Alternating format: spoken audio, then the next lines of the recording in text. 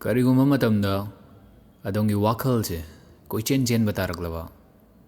adongi thawak adongi hakchang asi chen chalakwa taraba aduga adongi sangshar si makhol sum hauruklaba adongi nervous system adu break ama pisi reset tausi makok tagi hausi mayam taram nokshiri aigi ming Axn Sadokpam Darkar Tade sida aduga akhoi ngasi tawdoriba sidi box breathing haina kawi masigi practice asi Navy SEALs na sijinai mock na sinai aduga hujikti adom na sijina dawribani akhoi na tawdoriba si sequence amada shor hondorini sor chingsalani mari fawba 1 2 3 4 fazanba mari hondorakpa mari fazanba mari aduna 1 dagina 4 bok aduga akhoi na hujik tawba matam sida adongi hakshang adongi wakhal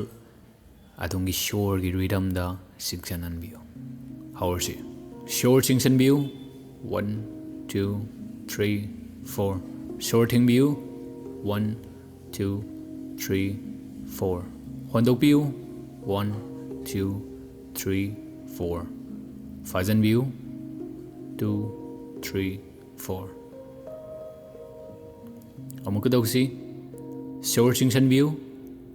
1 2 3 4 fazan view 3 4 hondok piru 2 3 4 fazan view 1 2 3 4 Amuk tanga dawsi shor chingsan view 1 2 3 4 fazan view 1 2 3 4 hondok piru 2 3 4 fazan view 2 3 4 khangsan view adongi hoksang da faurukliba shor sanaba matamda puk yongna sanglukliba du adongi shoulder adongi lengchum masithada view relax to view adongi muscle adongi maida leriba fazal liba mayam adu relax to view hawjega koina tawdoise relax ni adongi nervous system si reset tawdoinina amuk tanga tawsi meditation view soul chingsan view ama ani ahum mari fazan view ama ani ahum mari hondok piru ama ani ahum mari fazan view ama ani ahum mari isana tawiyung ka singsan view fazan view hondok piru amuk tanga tawiyu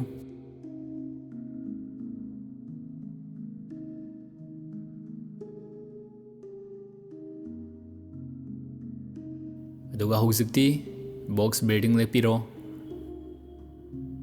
normal oina natural oina sor mathanda holan view aduga faubiyu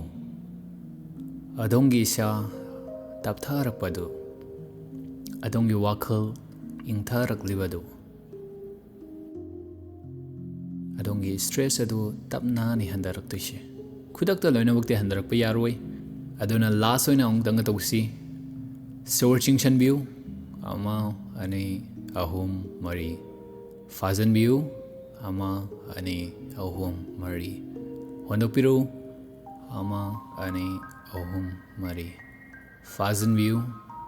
ama ani ahum mari nenata na fambiro sor sang no hondokro adugasu masi aikoina handaki hafta sida irai thangza numaijing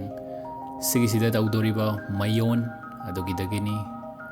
aduna adomna yawnamga taragadi aikoi Darkar Tade trap ta join tawiro link description da hapsarambani adongi wakhal stress ne hengalakpa matam adongi hakchang fazilakpa chinchilakpa matam adongi wakhal pubuda warakpa matamda ngaktang menat kai thobiduna box breathing asi tawbiu kana wado adomna thambiramu thagachari